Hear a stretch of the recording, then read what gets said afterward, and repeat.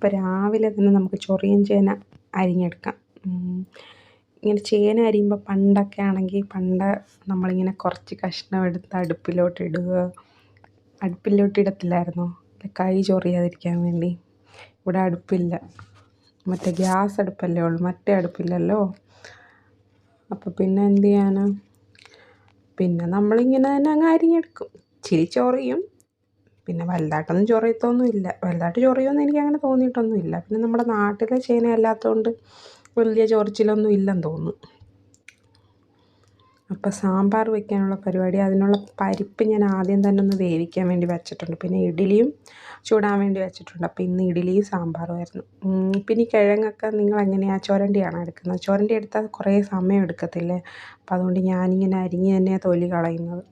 അപ്പോൾ വീഡിയോ ഇഷ്ടമായ channel subscribe ചെയ്യാൻ വേണ്ടി മറക്കല്ലേ.